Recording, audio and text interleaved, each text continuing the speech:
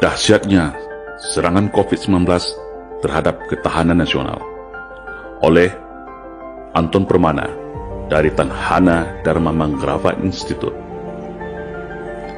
Serangan wabah COVID-19 ternyata sangat efektif dan presisi merontokkan perekonomian dua kelompok negara di dunia, yaitu negara kelompok kapitalis pro-Amerika serta 24 negara debitur yang berhutang pada China. Dampaknya adalah negara kapitalis yang pro-Amerika akan terjadi penggerusan pertumbuhan ekonominya yang sangat signifikan. Dan untuk negara debitur pada China terancam gagal bayar dan disita seluruh aset vital negaranya.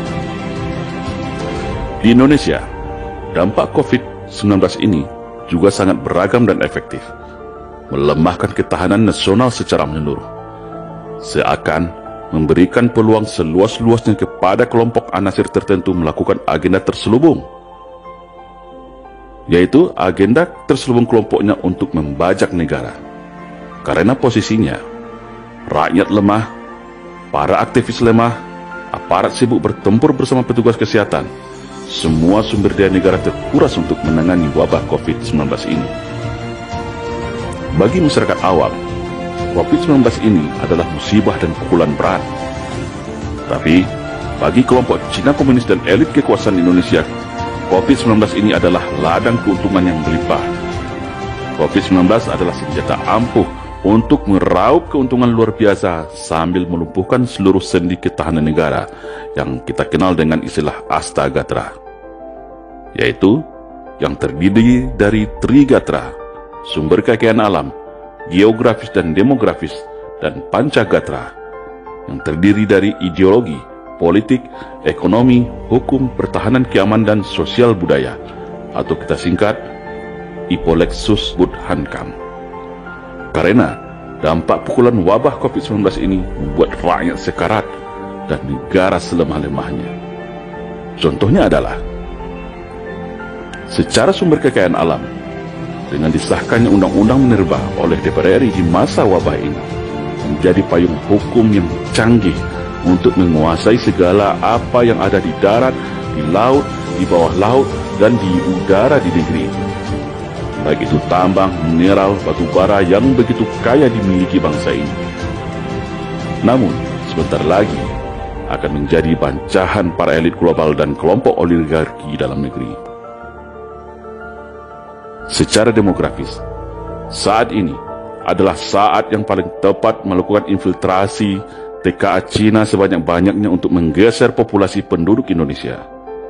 Karena wabah COVID-19 membuat masyarakat takut keluar rumah dan stay at home, maka momentum ini dimanfaatkan untuk lalu lalang migran asing masuk Indonesia.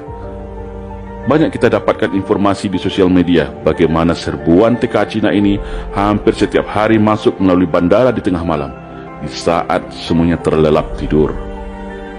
Tujuannya apa?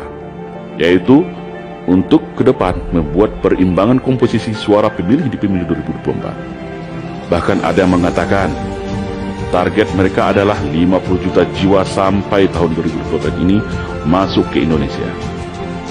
Ini sudah sama dengan jumlah gabungan penduduk Pulau Sumatera dan Sulawesi loh. Secara geografis, terjadinya mobilisasi dan penguasaan daerah pinggiran Indonesia serta pelabuhan dan garis pantai strategis di pulau-pulau terbesar Indonesia mirip dengan teori bubur panas ala Mao Zedong, komunis Cina, yaitu yang kita kenal dengan istilah dari desa mengepung kota, dari daerah pinggiran mengepung pusat kota. Secara ideologis, munculnya draft rancangan Undang-Undang HIP, haluan ideologi Pancasila, hasil inisiasi anggota DPR RI, adalah fakta empirik bahwasanya ada gerakan sistematis dan kuat untuk menjadikan RUU HIP ini sebagai pintu masuk secara legal dalam mengeliminir agama dan dasar negara ketuhanan yang Maha Esa menjadi yang beraroma sosialis komunis. Tidak hanya itu, dalam draft rancangan Undang-Undang HIP ini juga ada upaya kuat untuk menghapus TAP MPRS nomor 25 tahun 1966 sebagai konsideran. agar komunis bisa hidup dan reborn lagi di Indonesia. Tak peduli secara hierarki perundangan TAP MPRS hanya bisa dihapus juga melalui lembaga yang satu tingkatan, yaitu MPR sebagai lembaga tertinggi negara. Sedangkan MPR saat ini adalah MPR sebagai lembaga tinggi negara. Kalau ini sempat terrealisasi, maka luka lama bangsa ini akan terkoyak lagi. PKI akan kembali hidup di Indonesia, dan ini sama saja seolah DPR RI sengaja memantik potensi perang saudara yang bisa berujung disintegrasi bangsa. Secara politik, mengamputasi trias politika sebagai bentuk dan identitas sebuah negara demokrasi, yaitu mengamputasi kewenangan legislatif melalui pengesahan Perpu nomor 20 tahun 2020, di mana mengakibatkan legislatif kehilangan hak budgetingnya dan memberi sistem kekebalan hukum bagi pemerintah selama wabah COVID-19 ini. Ini jelas sebuah bentuk abuse of power dan jelas mengarah kepada sistem kekuasaan tunggal bagi pemerintah, di mana sistem seperti ini hanya ada pada negara komunis dan monarki. Sedangkan Indonesia adalah negara hukum yang berkedaulatan rakyat. Ini jelas sekali bertentangan dengan konstitusi negara Indonesia. Secara ekonomi, musibah ini berhasil meluluh lantakkan perekonomian nasional, memiskinkan yang sudah miskin, memiskinkan yang sebelumnya kuat, sehingga tak ada lagi kekuatan ekonomi lain selain ekonomi kelompok elit yang tersentralistik di kekuasaan. Secara perekonomian negara, membuat negara menuju gagal bayar atas segala hutang, bunga dan kewajiban kepada investor. Dan hal inilah yang paling krusial, karena semua aset vital negara yang menguasai hajat hidup orang banyak beralih dengan mudah dan halus kepada kelompok elit investor yang dominan dikuasai komunis Cina. Saat ini saja, seluruh bentuk APD semua berasal dari Cina yang transaksinya triliunan rupiah. Kelumpuhan ekonomi nasional akibat wabah COVID-19 bukan dijadikan momentum konsolidasi nasional untuk berdikari, tapi malah menjadi pintu recovery menambah hutang. Wabah COVID-19 saat ini semakin membuat negara kita terpuruk, terancam bangkrut, gagal bayar, dan akhirnya terpaksa menyerahkan anggunan aset vital bangsa strategis kepada investor Cina. Secara hukum, tingkat kriminalitas meningkat tinggi pasca dilepasnya secara sepihak oleh Menkumham 29.000 para narapidana. Penegakan hukum tebang pilih, kritikan dan perbedaan pendapat dijadikan seolah sebuah bentuk kejahatan. Diskriminasi hukum semena-mena, akibat penegak hukum tunduk dan menjadi alat kekuasaan. Secara pertahanan, terjadinya pemangkasan secara besar-besaran terhadap anggaran pertahanan untuk pergeseran alokasi anggaran buat penanganan COVID-19. TNI lebih disibukkan menjadi supporting system tim kesehatan. Biasanya, dalam perang, TNI terdepan dan tim kesehatan menjadi supporting di belakang. Di saat wabah ini, petugas kesehatan yang berada di depan, TNI yang support di belakang. Begitu juga dalam agenda latihan gabungan, latihan bersama, juga banyak terancam tidak jadi terlaksana. Tentara tanpa ada kalender latihan tahun ini bisa sangat berbahaya.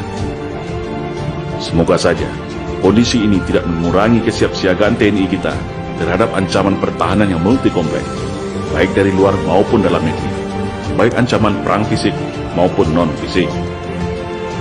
Sosial budaya, terputusnya silaturahmi, komunikasi lintas masyarakat oleh ancaman ketakutan wabah virus, khususnya umat Islam, terpisah dari rumah ibadahnya, ulamanya, dan ukhuwah berjamaahnya, sehingga umat Islam tercerai-berai bagai buih di lautan, masjid ditutup, sholat tarawih ditiadakan, ceramah tablik akhbar dilarang, perayaan Idul Fitri pun tidak dibolehkan. Begitu sempurna. Mau berkumpul dan konsolidasi tidak bisa, terkunci oleh aturan PSBB, yang akhirnya hanya bisa menonton negeri ini bergerak entah kemana. Mau teriak di sosial media, ada ancaman undang-undang ITE. Masyarakat hari ini seakan dipaksa merubah budaya perilakunya. Yang paling dominan adalah ketergantungan kita semua akan perangkat komunikasi handphone dan internet atau kehidupan dunia maya. Masyarakat seperti ingin dijauhkan dari kehidupan spiritualnya, seperti menutup masjid, tidak bisa berkumpul kayak tabligh kabar atau berinteraksi dengan kiai dan ulamanya. Semua dengan alasan wabah COVID-19. Tapi anehnya, ini tidak berlaku pada mal, kafe, pasar, konser musik, dan alat transportasi massa. Intinya seakan masyarakat mau digiring cukup jadi masyarakat dunia maya saja atau e-citizen, menjauhi kehidupan nyata yang bermuatan nilai kehidupan spiritual, menjauhkan masyarakat dari kehidupan agama secara halus. Beginilah dampak serangan wabah COVID-19 ini, sebuah serangan non-militer yang presisi dan mematikan, tanpa mengeluarkan biaya invasi militer yang besar, tanpa mengirim tentara dan peralatan tempur, tanpa menembakkan rudal dan peluru satu butir saja, tapi bisa melumpuhkan dunia dan mematikan negara yang ketahanan nasional negaranya rapuh.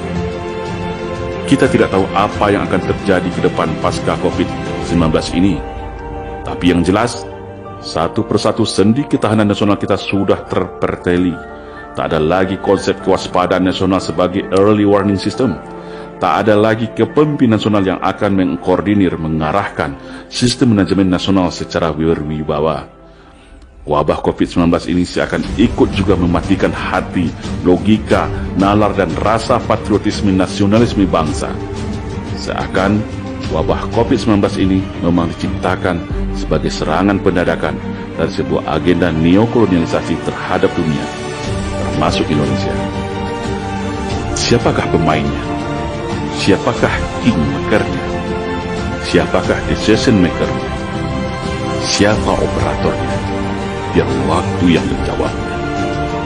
Kita sebagai rakyat yang setia dan cinta kepada negara, inilah saatnya bersiap siaga, persiapkan seluruh kemampuan yang ada, karena rapuhnya ketahanan nasional kita saat ini akibat serangan COVID-19 bisa menjadi lampu kuning untuk siap sedia seandainya bumi pertiwi memanggil kita. Anda siap? Salam Indonesia Jaya.